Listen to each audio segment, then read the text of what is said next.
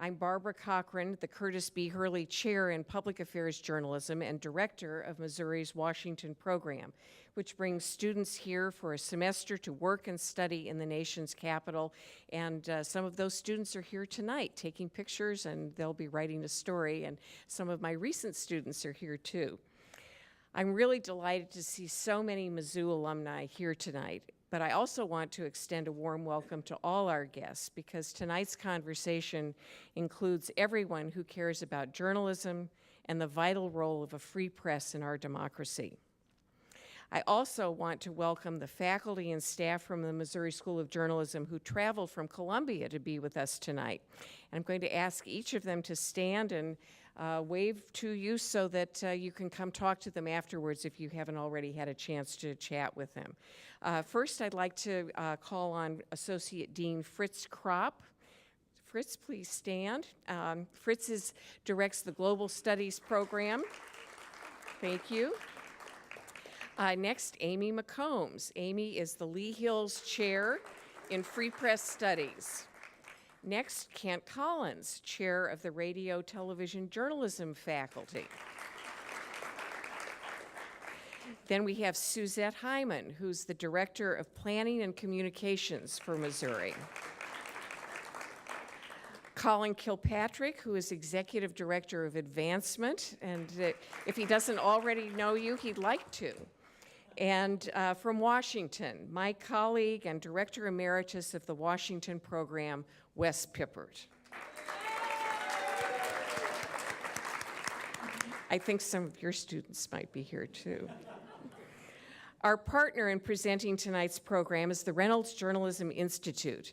The Institute, if you haven't had a chance to see it, is located in a gorgeous high-tech building adjacent to the J School. And it works with media professionals, scholars, and citizens to strengthen the role of journalism in society. It does that through its fellowship program, research center, futures lab, and conference hosting. The executive director of the Reynolds Institute is here with us tonight. Randy Picht, will you please stand? And when I mention things like the fellowships and the conferences, those are all things that you as professionals can take advantage of. Dean Mills, our dean of the Missouri School of Journalism for the last 25 years, had planned to be here tonight and regrets very much that he couldn't. He canceled because he's having some medical tests. He said nothing to be alarmed about, but his doctor thought it was advisable that he stay close to home. And he asked me to tell you particularly how sorry he is not to see all of you tonight, and sends his very best regards and thanks. And I hope you'll be in touch with him as he heads toward retirement later this year, we think, because I know he'd love to hear from all of you. Now, you've heard me mention the name of Curtis B. Hurley several times, and you may wonder just who that Curtis B. Hurley is and why this symposium bears his name. Well, Curtis Hurley was an Arkansas newspaper editor and the boss of a promising young journalist named Ed McLaughlin, who had come to Hurley for advice on how to get ahead in the business. Hurley knew Walter Williams, yes, that Walter Williams, and the Missouri School of Journalism, so he advised McLaughlin to go and even gave him $400 to do so. Now, that was in 1927, when tuition was just a little bit lower than it is now. McLaughlin graduated and went on to own a very successful publishing business. He and his wife decided to endow a chair at the journalism school and to name it not for himself, but for his mentor, Curtis Hurley.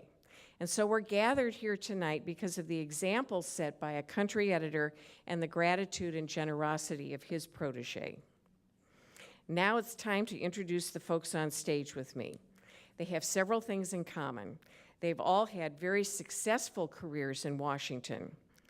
They care deeply about journalism and public policy, and they all graduated from the Missouri School of Journalism.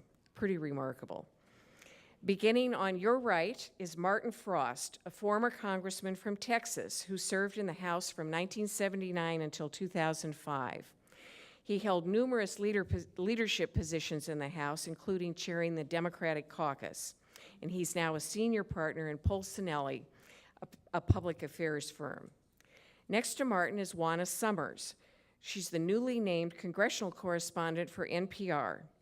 After graduating from Missouri in 2009, Juana covered politics and campaigns for Politico. And she also reported on the defense industry for Politico Pro before joining NPR about a year ago.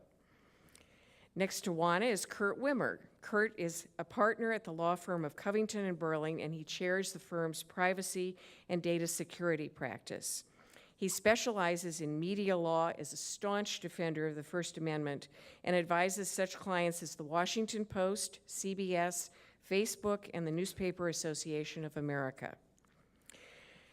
Next to Kurt is Jeff Lean. Jeff is the assistant managing editor in charge of the investigations unit of the Washington Post. As a reporter and editor, he has worked on investigations that won 7 Pulitzer Prizes for the Post and 1 for the Miami Herald. Next to Jeff is Adora Andy Jenkins. She is the Vice President of External Affairs for the Information Technology Industry Council. That's a mouthful to say. It's a trade association representing such companies that you may have heard of as Apple, Facebook, Google, and Yahoo. She was the press secretary for Attorney General Eric Holder, and she also served in the communications area of the Environmental Protection Agency.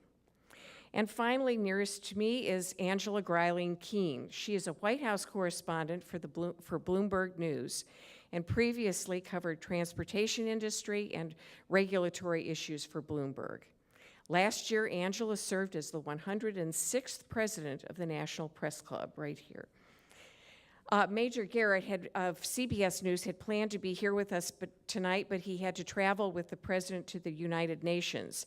He's very sorry to miss the program, and we're really glad Angela didn't have the same thing pulling her away to New York. We're so glad you're here tonight. I think you'll all agree that this is a powerhouse panel, so let's give everyone a round of applause.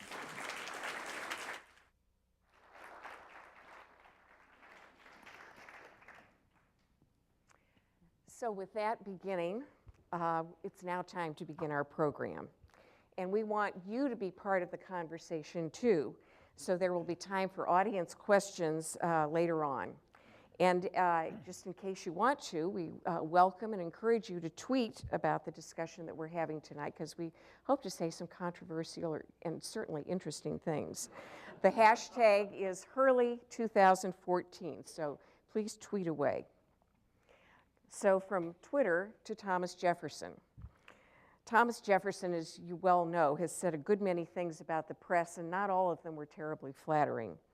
But there is one Jefferson quote that I would like to use to guide our conversation tonight. Jefferson said, "Whenever the people are well informed, they can be trusted with their own government." So that's the question before us tonight. How well informed are the people? And what are the obstacles standing in the way of their being well informed? So I'm going to ask each of our panelists to open up the conversation by talking about that. Since we're thinking of our school days, let's give a letter grade to the journalists, the officials, the Washington institutions. And after that letter grade, give us your idea of an obstacle or something that is getting in the way of informing the public. And Angela, could I begin with you? Absolutely. Fortunately, Barbara gave us a little bit of chance ahead to think about this. So I've decided to give us a C. And I'm going to give that C not only to the journalists and the public officials, but to the news consumers as well. I think that's a really important part of the equation. I think there is a lot of really good journalism that's out there and that people are reading and paying attention to, but the news consumers are also looking for a quick hit. They're looking for something right now on Twitter, information, and that's important, but I think that the readers, the viewers also need to be out there demanding solid, well-sourced, accurate, thorough stories, and I hope that part of the conversation tonight can be about the demand for news as well as the information that journalists are putting out and being given. Thank you. Adora. Wow, I feel like I want to echo everything you just said. I would give everyone a C as well. I do think part of it is on the consumer and what they demand, because I believe that media reacts to those demands. But I also believe that one of the big issues is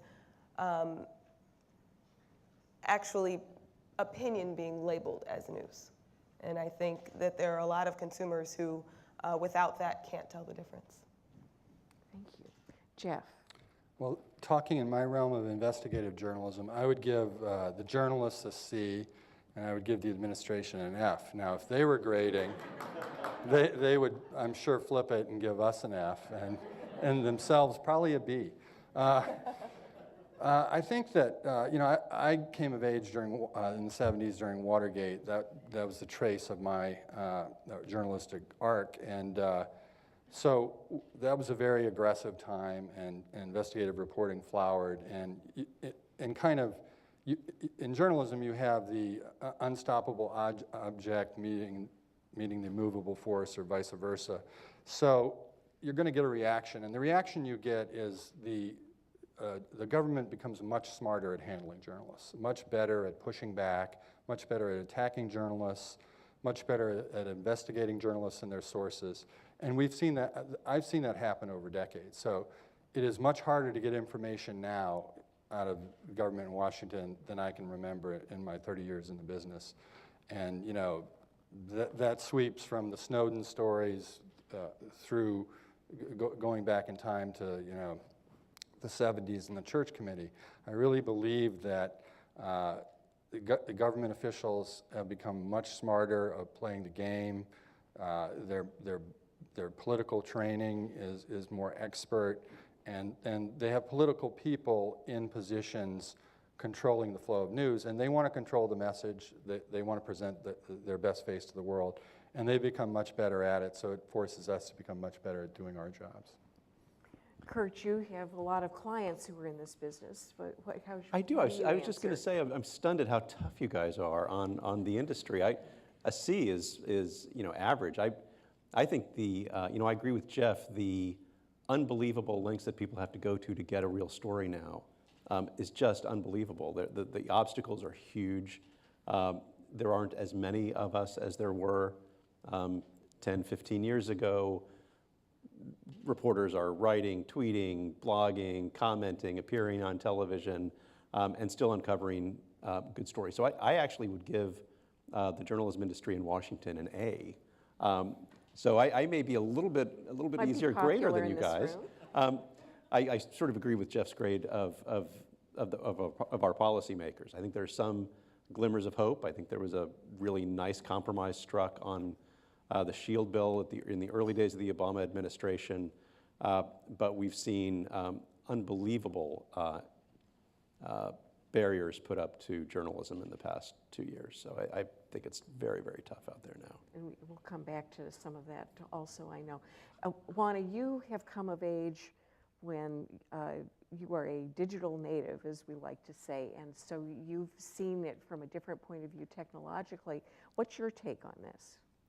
I think that I definitely come from a different point of view technologically, but the way that journalists and politicians and governments interact with each other has changed even drastically in the half a decade or so that I've been in Washington. Wow. And something I found really interesting is how much politicians and political actors don't need us. They don't need us to get their message out for them. They don't need the press. They're circumventing that model and finding either friendly media outlets or creating their own media channels, using Twitter to get out their message, and completely circumventing the process that most people who have been in this business for 20 to 30 years are probably used to, frankly. So I think that I would agree with the folks who said that I'd probably give Washington and political journalism a C. But if in terms of getting out the message that you want to get out, politicians are doing rather well for themselves, and that's why it's even more critical than I think it has been in the past for us to have an aggressive press that is out and investigating and speaking truth to power and interacting with these politicians and making sure that we're fact-checking and being aggressive in the pursuit of what we do on a day-to-day basis. Great. And Martin, you've been on both sides of the fence because you have your roots in the journalism school, but then you served as a public official for I guess years. I'm a little more sanguine about the press than some of the current practitioners, because I was a reporter many, many years ago. I covered Congress for Congressional Quarterly, a year out of University of Missouri School of Journalism. I then went to law school and got involved in politics and held office for 26 years. My perspective is that reporters have a very difficult time these days for a lot of reasons.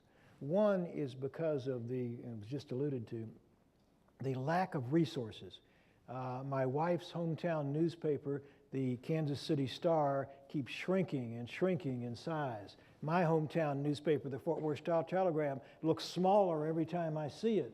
And the Dallas Morning News that covered me when I was a congressman has virtually closed down their Washington bureau. They've closed down their foreign bureaus. They've laid off a lot of people. And you don't have the resources today that journalism once had. One of the other problems, of course, is as an elected official, I'm particularly conscious of this, is all the garbage that's out there on the internet. And some of it's very interesting and very good, and some of it is flat false without an editor. And I used to get emails from my right-wing cousins in Texas who were very nice people, but they would email me something they'd seen on the internet. Isn't this horrible that Congress retires with a full pension after 2 years? You know, things like that, which of course are not true, and I'd have to spend a great deal of my time pointing out to my very nice cousins that what they had just seen on the internet is not true. So this is a very challenging environment. I'm particularly concerned about the direction journalism is heading because you don't have the money to put into whether it's in print or whether it's broadcast that journalism once had. Your cousins must be sending those emails to my cousins. Very nice Not people. everyone in Texas is a right-winger, but there are a lot of them. Oh, my. Adora referred to the idea of opinion merging with factual reporting, and we've got a midterm election coming up. We're already talking about 2016, and we hear all the time about how partisanship is affecting the way government does business, and it's also having an impact on journalists, and it's having an impact on what the news consumers, what citizens are learning if they're only going to the news sources that they agree with ideologically. And I'm going to go back the other way here, not necessarily go up and down the line, but I'd like to start with Martin, because you certainly have seen what partisanship has done to the governing side of things, and I think, in fact, you have a book coming out about that. Yeah, I won't give a long plug, but Tom Davis, a former Republican congressman, and I have written a book about how Congress got in this terrible mess and our suggestions for the future. It comes out in January, and we may have an event here at the Press Club, so you would have a chance to come and learn more about it. There are a lot of problems, and Tom and I thought a great deal about this when we were writing the book. One of the problems is the role of money in politics, and I was chairman of the Democratic Congressional Campaign Committee, so I had to raise a lot of money when I was in Congress.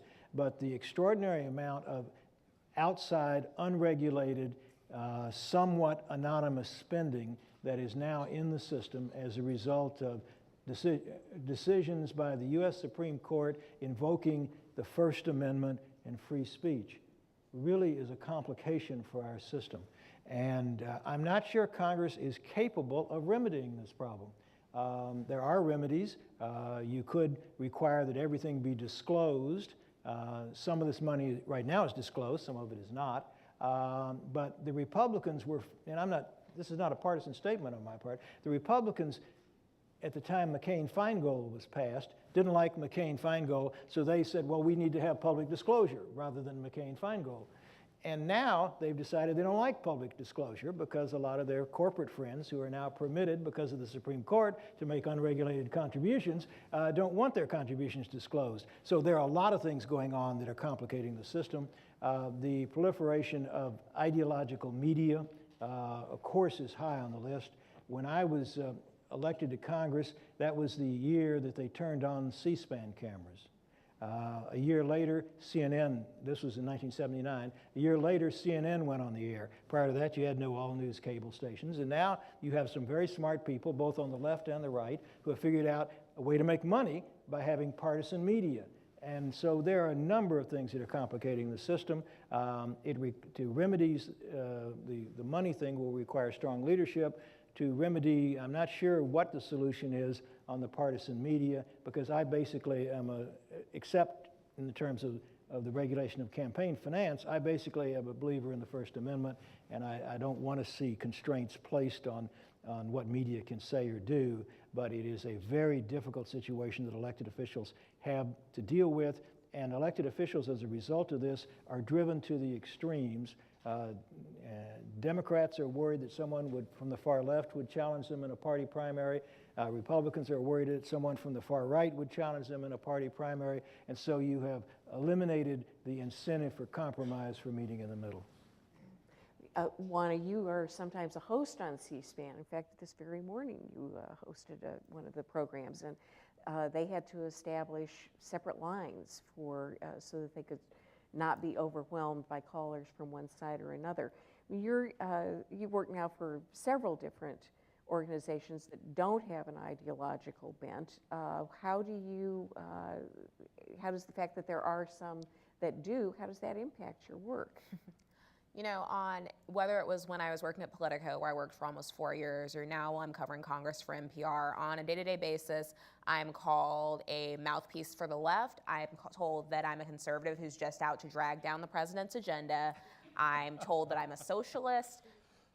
You know, you can run up and down the list. So I think that there's always, everybody's personal viewpoints coming into how they're critiquing your media. One thing that Martin pointed out that I did want to address on, though, is this idea of the partisan media and transparency. One of the guests on C-SPAN this morning was talking about, you know, his point, and I'm dumbing it down a little bit for the lack of time, is I don't know how good of a thing it is that there are always these cameras on the House and the Senate floor and in committee hearings. Because there are more spotlights on people, they don't really have the ability to broker compromise if people are always watching them and things like that. And I personally think that's a really scary idea for me. I think that as a reporter, I believe strongly that it's important for the average American citizen, whether they choose to watch or not, to have access to their government to the extent that they can. It's why services like C-SPAN, why the news organizations that some of us sitting on the stage report for are so critical. We have access that the average American doesn't. I can walk around the halls of Capitol Hill and I can ask any lawmaker a question. Of course, they don't have to answer me, but I have that opportunity, and I have more access to a person's member of Congress than they likely do. And I think that that's important and critical to maintain, especially as we are in this new era where communication is instantaneous and we're dealing with Twitter and Facebook and Vine and tools that I probably can't name because frankly I'm out of touch at this point, even in my mid-20s. But I think that it's incredibly important and essential to remain those free channels of information to make sure that the press maintains its watchdog role as much as it can. Can I interrupt just with one comment? It's very interesting to me. I have 3 daughters, all of whom are grown and have their own children. One of my daughters has a journalism degree from the University of Texas and has a master's in public relations from the University of North Texas. And she's worked in television and in newspapers and in radio. And she took 5 years off to have children. And now she's trying to get back in the workforce, and she's having to go back to school to take courses in social media to pick up the skills that she didn't learn when she was in college because things have changed so rapidly. It's really extraordinary. Anybody want to say anything more on the subject of partisanship and the impact? I mean, Angela, you deal with it also in terms of. Yeah, my experience is extremely similar to Juana's. At Bloomberg, some of you are familiar with our format, some of you probably aren't, but at Bloomberg, we are not even allowed to use adjectives that are not quantifiable in our copy. So, you know, forget about opinion. You can't even say something's big. But no matter what you write, not necessarily the Bloomberg subscribers, but people that are reading our stories on the internet or following on Twitter will read into it partisanship that I would argue is not there. And it's really interesting to see. I had a tweet last week that was retweeted by a Fox News correspondent, and it was actually about the Nationals. It wasn't even political at all, but it was picked up and batted around by both sides of the political spectrum, assuming that because it was retweeted by a Fox News person, that it was therefore a right-wing tweet by me. And then the Fox News viewers assumed that that I, not being with Fox, must be some liberal, wacko on the other side.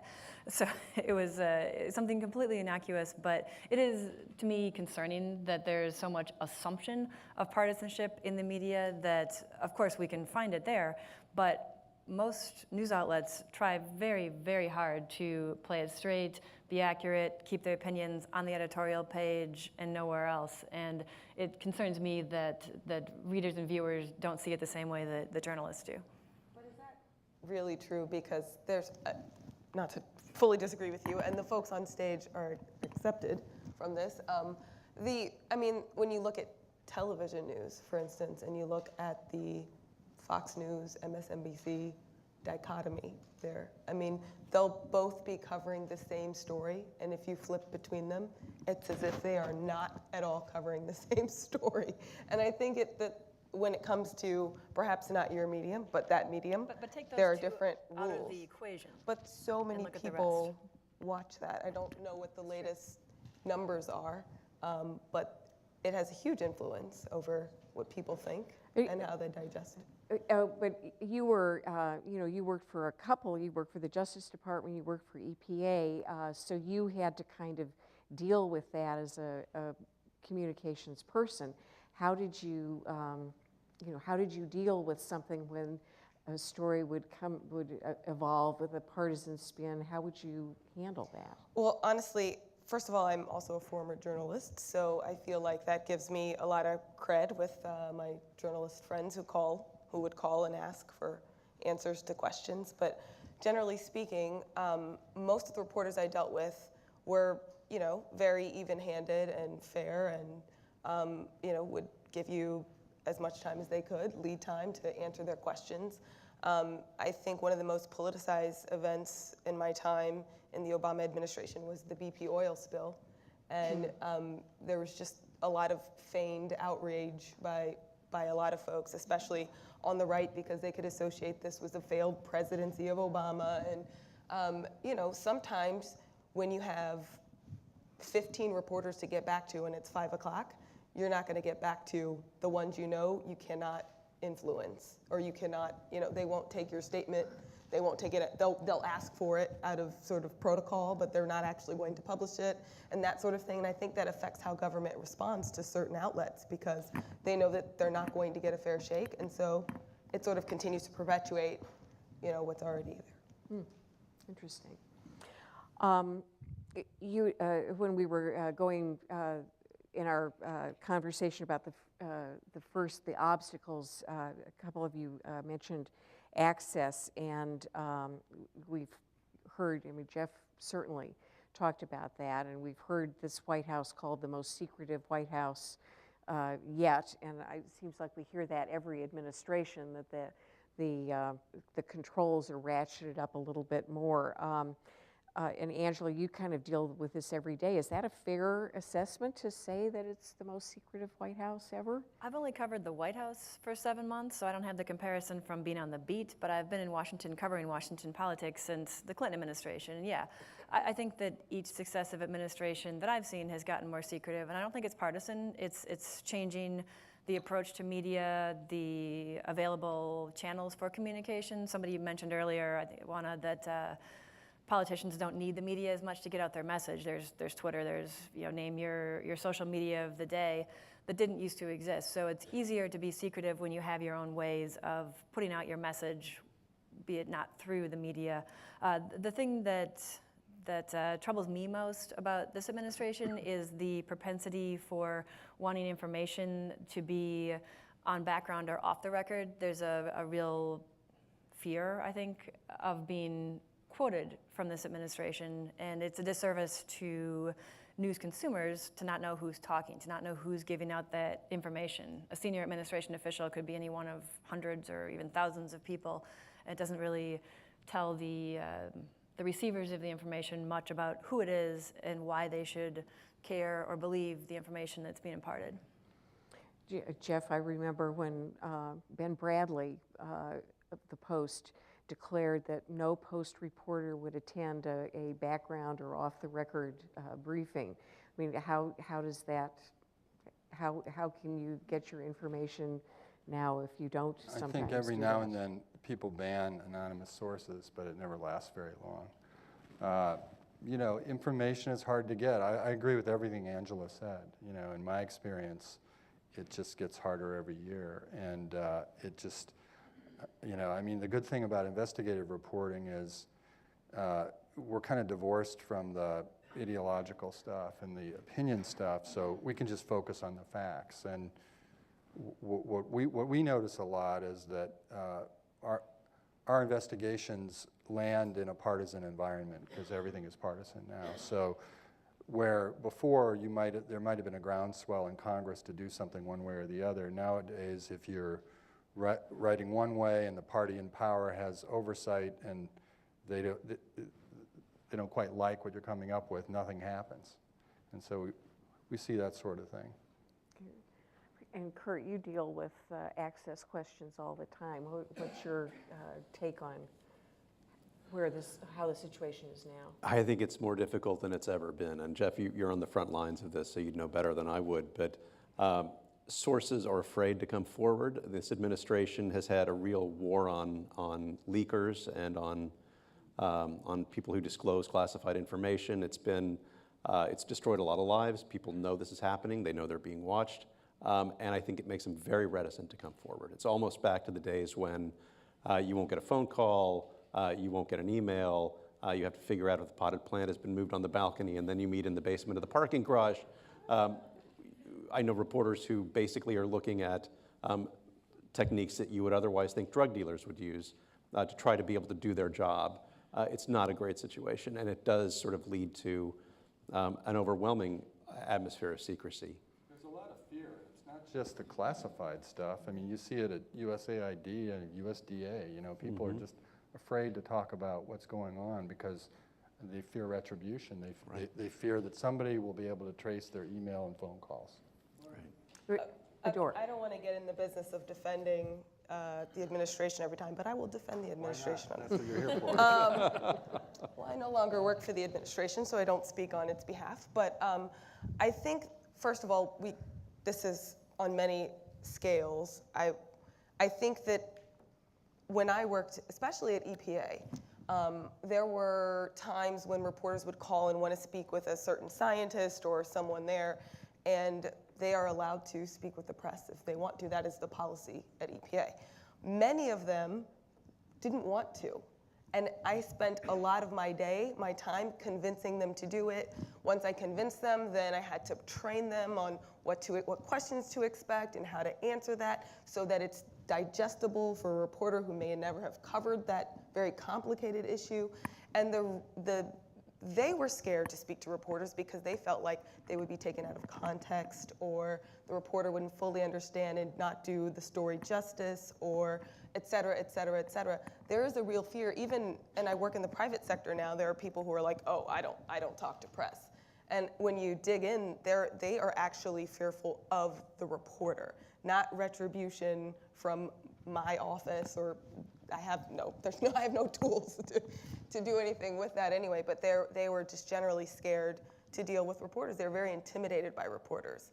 And they should be. I mean, some of this is on the reporters, because there are instances where people will speak openly and be misquoted or aren't prepared for the interview that they do, and because they didn't go through proper channels, and then they get reamed for it. I've seen CNN talk badly about people they've interviewed and say, how could this person come on the show unprepared? Or, it's clear they don't have a PR person, or that there's some sort of, you can tell this is a small town police officer who did this press conference briefing because they don't have a PR. I mean, it's a new world. We have an insatiable appetite for news. Our reporters are insatiable. You've got 24-hour news cycle, whatever that means. It means never ending. And you've got the internet, never ending. It's just like throwing things into a black hole and you hope someone's reading it. But it's difficult on behalf of the administration. It's difficult when they are still operating, much of our government is still operating through no fault of leadership, but just the way government works, still operating in the 20th century when we have a 21st century news cycle. And so on the 2008 campaign, there were more press people working in Florida than there are at the Justice Department. And I don't know if you've watched the news today, but the Justice Department is always on the news. And you think about each spokesperson having immense beats that they have to cover and learn and be prepared to respond to reporters. They're just not going to, and it's going to look like there's an access issue, but really it's a human resources issue. I'd like to compare two administrations, and I don't believe that this administration is that unique. Right after, and I was in Congress when, in 2002, when we voted to authorize the use of troops against Saddam Hussein because supposedly he had weapons of mass destruction, which turned out not to be true.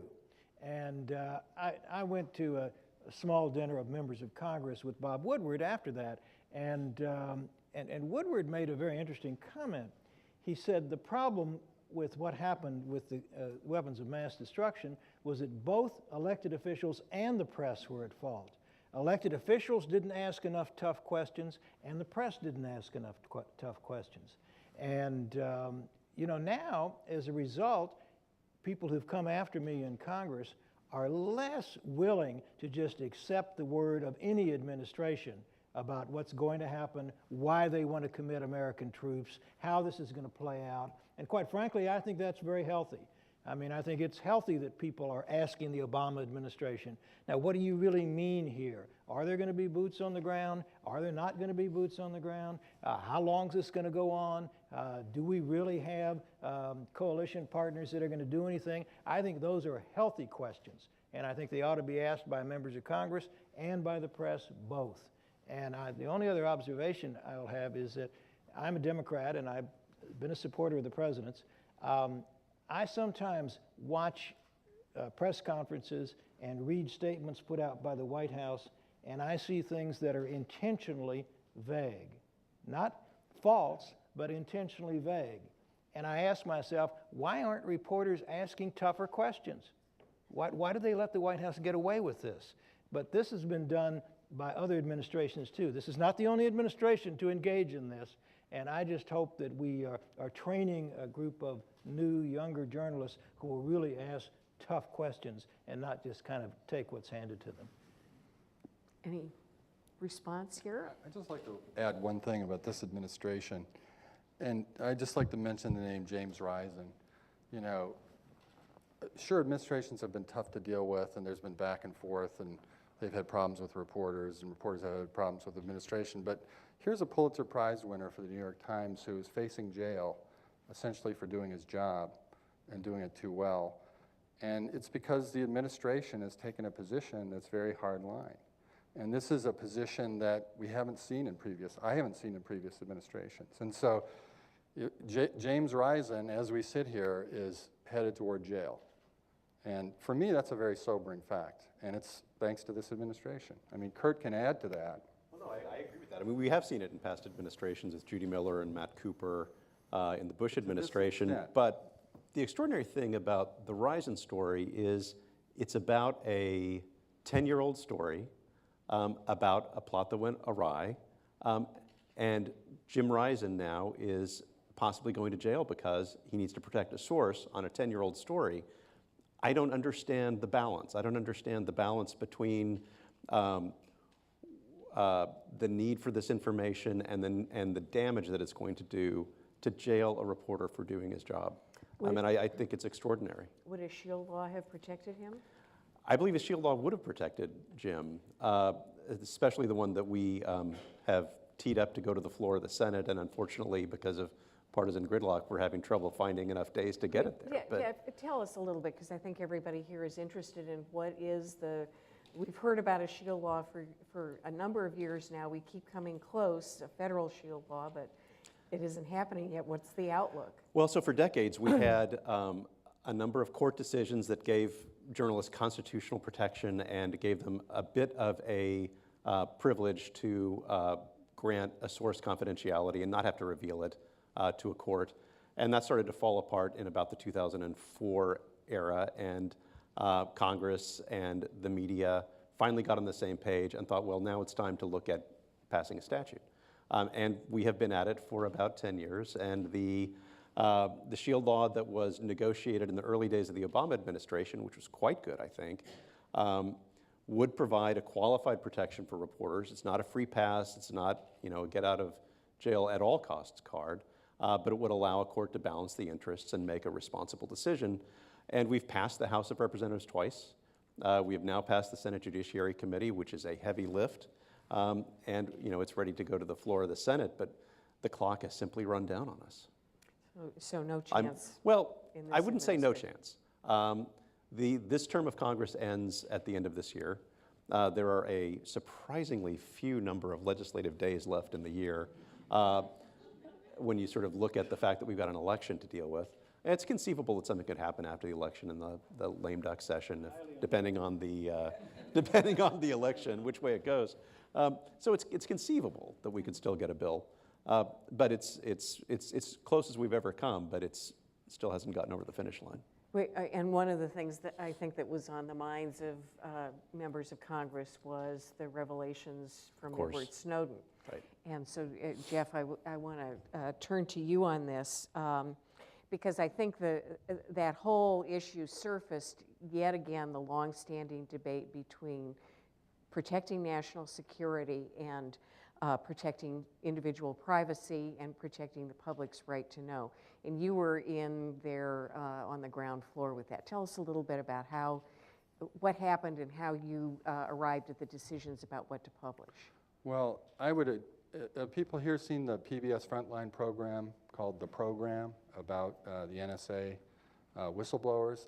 If you haven't seen it, it's the best single piece of journalism I've seen that sums up everything about the Snowden affair. And what you learn from there was Snowden was not the first NSA whistleblower. He was something like the fifth. And this was a situation where, because of the confluence of laws, technology, and the terrorist threat, the capability to electronically eavesdrop had grown geometrically. And it had outraced the laws that were designed to contain it.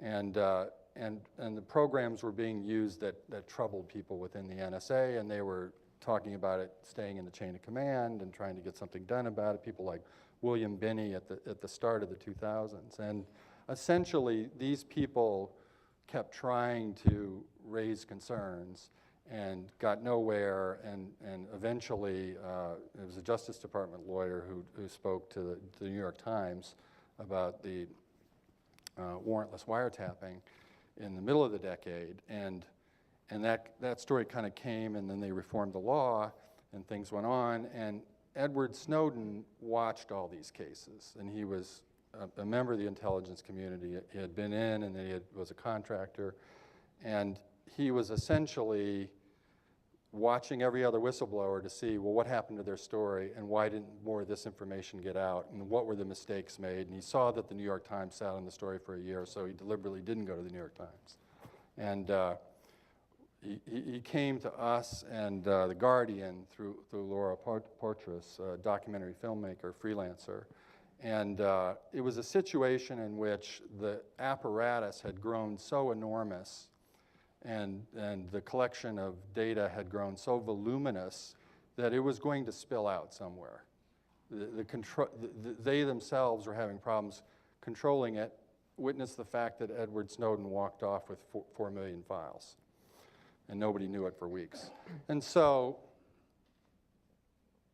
the government absolutely has a legitimate right to protect secrets that we would all agree on, and they have a very hard job to shield us from terrorism. So one of the great dilemmas we had was, are we going to damage the shield that protects the United States? And we took that very seriously and agonized over it.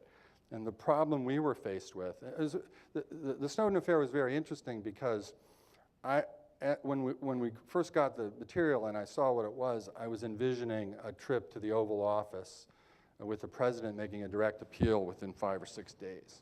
That didn't happen at all. We never heard from the president. There was no direct appeal to us to hold the story. Why? Because Snowden was smart enough to divide the story between us in the United States and The Guardian in England. They could not censor us. They could not stop The Guardian and us. And he put the two of us in a race to publish first. which sped things up. So we definitely dealt with the administration. We definitely took steps not to reveal operational details that we thought would lead to harm to the collection capability of the United States. But the story was going to come out by hook or by crook. And I mean, the one thing you can say about Snowden, he's a very complicated character, and you know, he's rightly charged, and we'll see what happens there, is that he did not just fling all this stuff on the internet like WikiLeaks. I mean, WikiLeaks was top secret material, nothing above secret. Snowden's material is top secret. It starts at top secret and goes all the way up. And the stuff there would curl your hair at the very top of it. And he trusted us to be responsible with it. So it was quite a sleigh ride. You know, books are written about it. You know, it was what it was. The debates came and went. The debates will last for years. The repercussions will last for years. And I think we're still sorting through what it all means. Martin, you were in a position as a member of Congress to think about the national security side of things. What's your reaction to this? Well, I'm not the typical member of Congress because I have a journalism degree and I worked as a reporter. And I remember Law of the Press course I took at the University of Missouri School of Journalism. And the first case in the Law of the Press book is Neer versus Minnesota. And that's no prior restraint. And I think that has served our country very well. That was the case that was cited when the Supreme Court upheld the New York Times right to print the Pentagon Papers. And while Snowden and Ellsberg are different kinds of people, somewhat different information, I still fundamentally come down on the side of the press's right not to be restrained by the government unless, and there's a very narrow test in terms of compromising national security set out in Neer versus Minnesota. And, you know, members of Congress approach this from their own political standpoint. One, they want to remain on good terms with the media back home and to a certain degree with the national media. So members of Congress don't want to go out of their way to pick a fight with the media.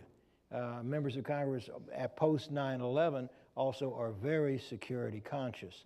I was in Congress on 9/11, and I was in a meeting in the Capitol with Dick Gephardt's office, and if that plane that took off from Newark hadn't been delayed by 45 minutes because of a flight delay, that plane might have hit the Capitol and I might not be here today. So members of Congress have kind of contradictory things running simultaneously. We are concerned about the security of the country, and we want to make sure that citizens are safe. We don't want to be accused of doing things that are going to lead to an attack on the United States. But on the other hand, members of Congress also fundamentally believe in a free press. They may get mad at the press from time to time. They may not like the way the press covers them on a particular story, but most members of Congress are very sympathetic to the press's right to publish. Go ahead. The government has an incredibly tough job. Their job is to protect us, to literally protect us from harm, and also to protect and defend the Constitution of the United States, which includes the First Amendment. And so, you know, it's a job that I'm glad I don't have, a decision-making job I don't have and never did. But we don't know what we don't know, and so striking that balance between transparency and, you know, protecting us, you're not going to always get it right, and so sometimes you need journalists to bring that to light so that that balance can ultimately be struck. I mean, John Kennedy famously said he wished the New York Times had printed the story about planning for the Bay of Pigs incident because it might have kept the United States from making a terrible mistake. Juana, you covered the defense industry. Did you come across these kinds of, did you learn secrets that were possibly a danger to national security, or did you get pushback from the defense industry on things? I think that one of the more interesting things about covering defense, and I covered it from Capitol Hill, so the House Armed Services Committee, the appropriators who handle the defense budget every year in the House Intelligence Committee. And one of the things I found was really interesting was how hard it was to get very simple answers on the record, something we talked about earlier. Even a off the record no comment was a frequent email when dealing with these kinds of sources. And I think that that kind of adversarial answer, for lack of a better word, is part of the thing that breeds contempt and breeds the partisanship and the negative relations on both sides that we've kind of been talking about. I was not at the level where I was dealing with top secret classified information or uncovering those kinds of secrets, but I can only imagine, given some of the frosty relations I had with some folks from the Pentagon, with some folks from the committees who were dealing that information, that I would be probably less likely to hear their case if I was dealing with things that were more sensitive because of the way they dealt with me dealing with very minor details. Interesting. We want to go to your questions in just a moment, but I'd like to ask everyone here to talk a little bit about the impact of technology. It's come up several times in the conversation already.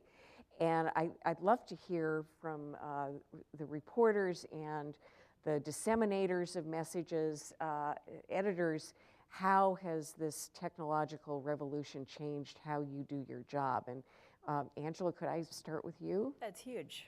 When I was a freshman at Mizzou in 1994, you had to, if you wanted something called an email address, which was this very new and strange concept, you had to walk across campus to this little engineering building, knock on the door, and ask, may I please have an email address? That sounds preposterous now, but just in the time since I started studying journalism to now, about 2 decades, it's gone from, may I have an email address, to, can you please feed these 15 social media outlets and also break a story today and update these 5 other stories. But it makes the news cycle much, much faster. You have to do everything that you used to do, and then you also have to do it more, do it faster, do it better than all of your competitors. So you can debate whether that's a good thing or a bad thing, maybe both, but it is a thing, and the pressure, the demand to be accurate is just as high as it always was. If you're a reporter for any sort of major news outlet, you're expected to be accurate in your tweets and your Instagrams and everything else, just as you are in the stories that you publish on your news outlet. And at Bloomberg, particularly, the reporting has to be instantaneous. It's judged on split seconds. Right. You better be first, fastest. Yes. Everything else, as well as accurate. Yes. News. It's very interesting because I have such a different view than I did when I was an elected official. When I wanted to find out what was going on in the runoff in Mississippi between Cochran and the Tea Party guy, I went on Twitter because Twitter had almost minute by minute the election results. And somebody posted, this county came in and now he's up by 1%, and these are how many that are outstanding, how many county boxes are outstanding. It is an extraordinarily different world that it's happened so quickly. And so, there are other sources where you can get breaking news, but I just pull out my iPhone and I go straight to Twitter when I want to know what's going on right now. Anybody else? Yeah. I always say the internet has changed everything and the internet has changed nothing. It's changed everything about how we engage with our audience, how we deliver our content, but it's changed nothing about the fundamentals. There's no algorithm for doing an investigative story. You can't Google it. You can't Instagram it or crowdsource it, or there isn't a Tumblr. You still have to call people, gather the documents, use the shoe letter, and put the story together. And that's an ancient art and a fundamental art that, as we move into this digital world, will always be necessary. Can I jump in really fast? So I come from a completely different perspective. I got my Twitter account my first semester of my sophomore year of college. I've always been using Facebook for news gathering. I had the benefit of having professors who had that kind of content ingrained into their classes. And so it's oftentimes frustrating for me, I guess, when first of all, as the young person in the room, you're constantly the person that, like, can you help me put my thing on the internet? That's a really cool thing to say to someone. It works out really well for you. My computer, can you help me Yeah, fix or it? can you help me fix my new iPhone 6 that I just got because I don't know how to do it. But there's also this mentality, and I've seen it in a lot of places that I've worked, and frankly places that I've interviewed and chose not to work, that you're sacrificing quality because you're using Twitter, because you're using Facebook, because you're crowdsourcing information. I don't think that's true. I covered the presidential campaign in 2012, and I cannot tell you how many arguments I got into with editors and reporters who outranked me because they saw something on some shiny cool website or on some other reporter's Twitter, and they're like, why don't we have that? We're gonna pick up his tweet and throw it on our blog because we see that they've got it first. I remember one incident in particular, it was someone reporting on a conference call that Paul Ryan did, and I was embedded with the Romney-Ryan campaign from Paul Ryan's selection through the end of the presidential race. And I called the other reporter, and I was like, this guy's wrong. Yeah, he's got a cool quote up there, it's 140 characters, but he's just not right. I was on the call, give me 10 minutes to check my tape and get you an accurate quote. And that outlet ended up having to publish a retraction because they had completely misconstrued a fairly controversial quote that the congressman had said. And it's just one of those moments that stuck with me. It's just like, yeah, this is really great and stuff, and yes, I can tweet things for you, I will Instagram and Vine whatever you want, but at the end of the day, I don't care how young I am. I'm committed to doing really quality journalism first, so it is at times maddening that there's this mentality that you can't do both, because you can, and I think there are people who are my age doing it and people who are decades older than me that have proven that that's the case. I'm glad that there are reporters out there like you, because I do think, to your point with that story, there are other reporters who might not have pushed back on that. And, you know, luckily that quote, in 10 minutes in this world, a quote left alone without, a retraction for 10 minutes could spin completely out of control, could already have been headlined on CNN. And then, the retraction is never as sort of boisterous as the initial bad story. So that's what is actually, as the subject of that, can be very difficult to deal with. But when I worked at the Justice Department, every major network, newspaper sat across the hall from me. Reporters sat directly 10 feet across the hall from me. They had constant access to me. And sometimes we talk about, just in general, there was one reporter that was there for 20 years. And she, amazing sources, and she felt that she needed to leave the business because she said Twitter did her in. And it wasn't that she couldn't tweet, she tweeted. It was that same mentality from her editors. Why don't you have this? We saw this on Twitter. The Wall Street Journal has it. Why don't you have it?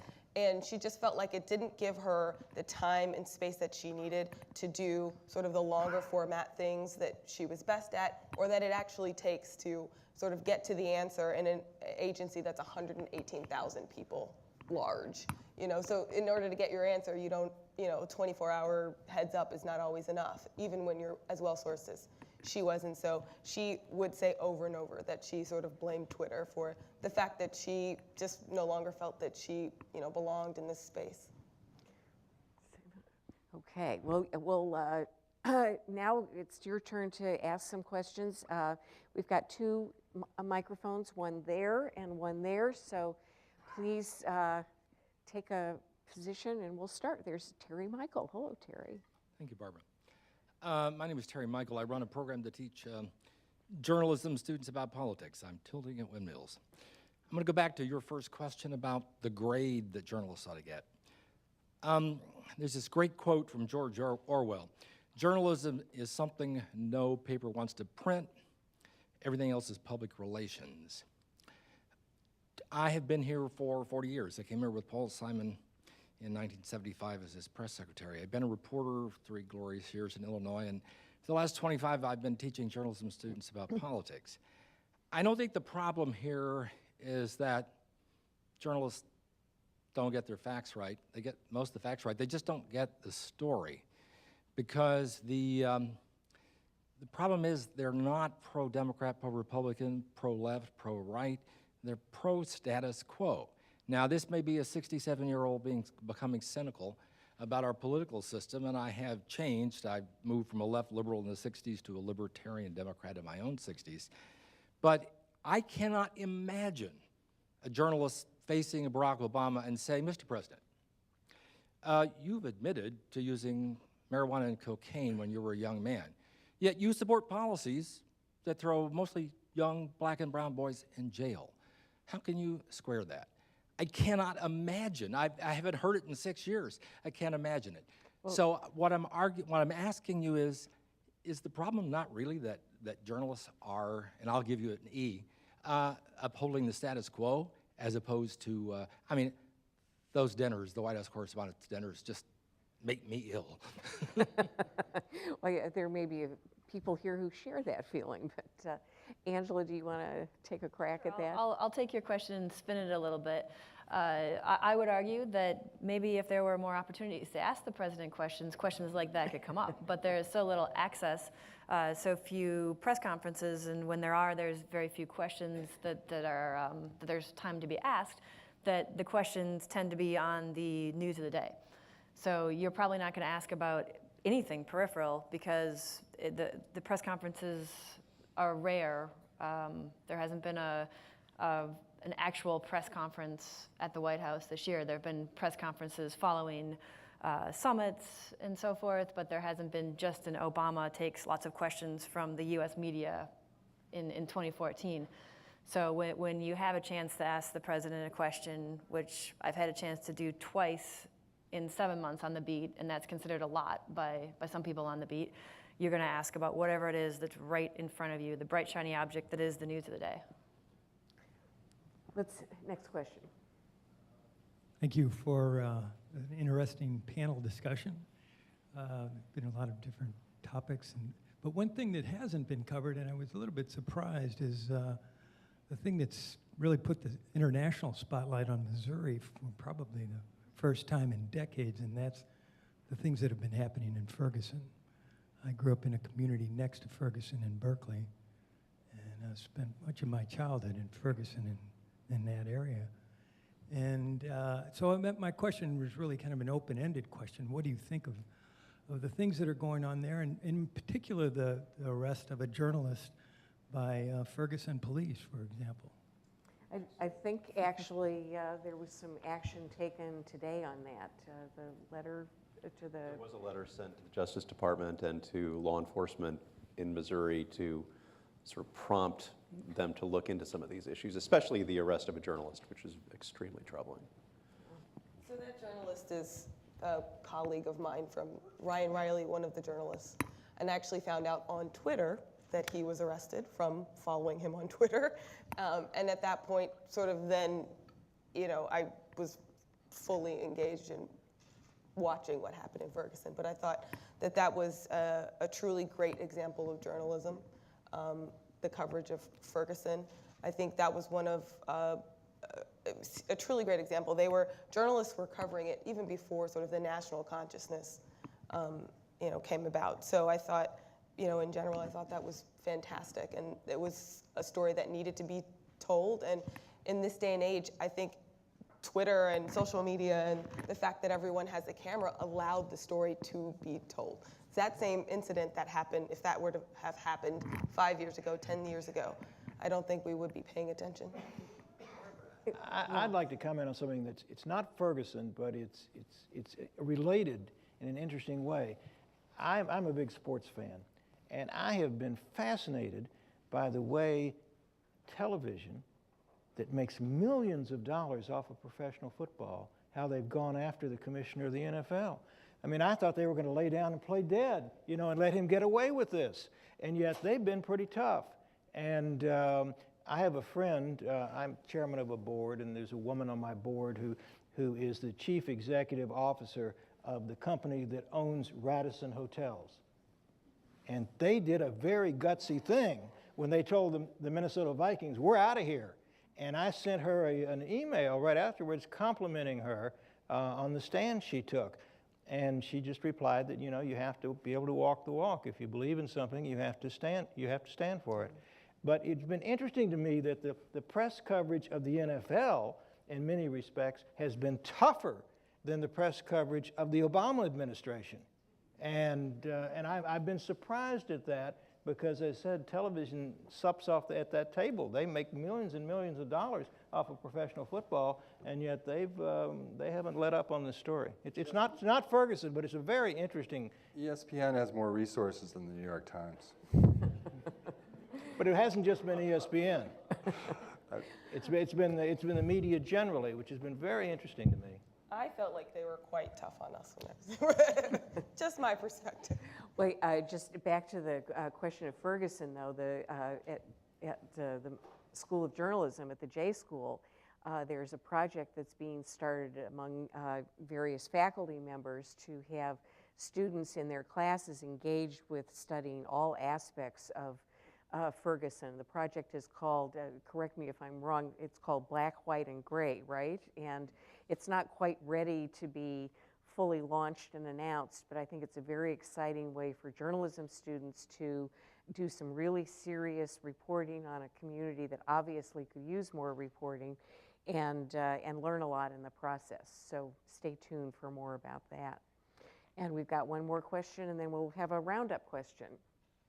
Yes, I'm Joe Sparks, and my question, when should a journalist challenge somebody when they say something that is obviously wrong? We talked about what happened with the WMDs in Iraq, but for example, other things come to mind, like when the famous death panel statement about the Affordable Care Act. I didn't see too many journalists at the time say, you know, that's just wrong. Now, they said it in commentary.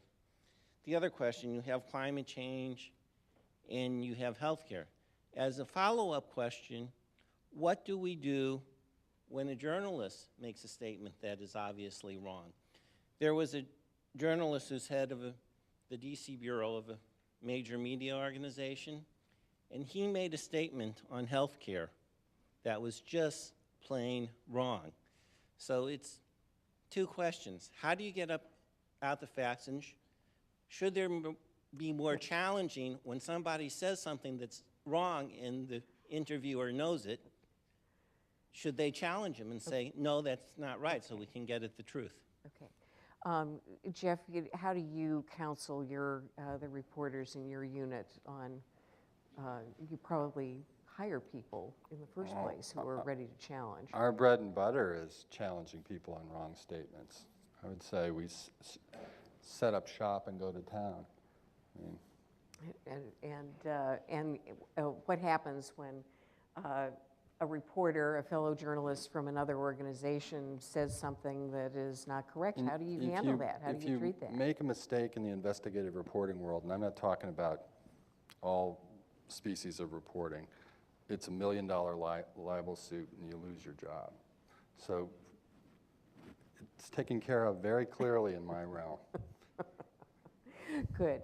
Well, just to wind up here, we thought we'd harken back to the Missouri experience and ask each of you to say both what you learned at Missouri that was helpful in your career, and what advice you have for the students and young people just starting out in their careers who are here in the audience tonight. And who wants to go first? Okay.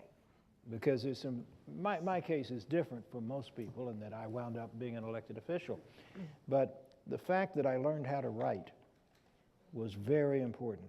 It was important to me when I later went on to law school, because a lot of lawyers don't write very well. And I think I did well in law school because I could express myself clearly in print. That applies to any other job you might have, whether you stay in journalism or not, whether you go into the corporate field in some capacity. The writing skills that I learned were important. And also, I had feature writing from Tom Duffy. Now, I don't know if anybody in this room knows who Tom Duffy was. He did not have a college degree. He was the city editor or the executive editor of the East St. Louis Journal. He was tough as nails, and he really taught me how to write and how to think. And so I love the time that I was at the school. It has served me well. When I got into elective office, I could write my own press releases, and I kind of knew what the press was interested in. But in a much broader sense than that, I learned discipline, and I learned how to tell a story and tell it accurately. Who wants to go next? Angela. All right. Advice to recent grads, which is probably applicable to others too, is to, even if you don't have the dream job for your first job, get whatever you can out of it. Figure out how to capitalize on anything that you're doing and reap the benefits, give what you can, and use that to move on to the next thing. And what I learned at Missouri was how to get by on very little sleep. And that has served me extremely well in journalism. Your first job was at Traffic World, right? My first job was for the small newspaper group, Washington Bureau, named for the small family that owns it. Try explaining that every day for 4 years. Juana?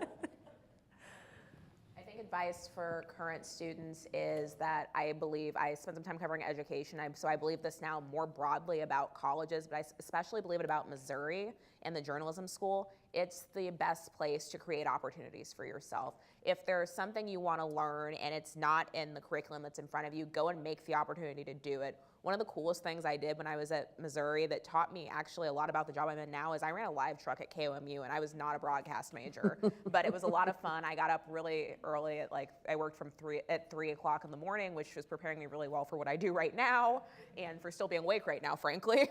But I think that creating opportunities for yourself is something that can only serve you well when you get out. And if you're a new grad and you're perhaps in a job and you're trying to figure out what's next, I would say write down names, remember people's faces. I ended up getting hired for my job at NPR when I first entered by somebody who was an RJI fellow my senior year. So you never know who you're going to run back into again.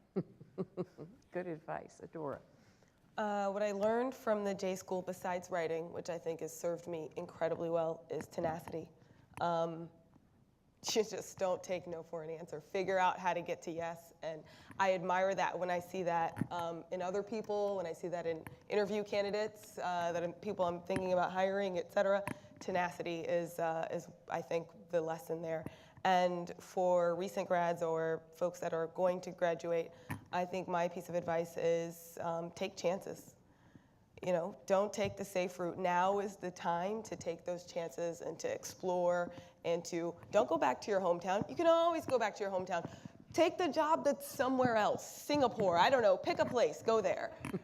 Because you're gonna learn so much more about yourself, your capabilities, and a whole other group of people, a whole other culture that will serve you well later. You can do anything for a year or two, suck it up, do something new. Okay, Jeff. So my experience is very much like everyone else's in terms of learning to communicate, learning to write. There's just a different way that you learn it at the J School than you would learn it in a college classroom. In my other classes, I would hand in a paper and get back nice marginal notes. Maybe you should have explored this a bit more.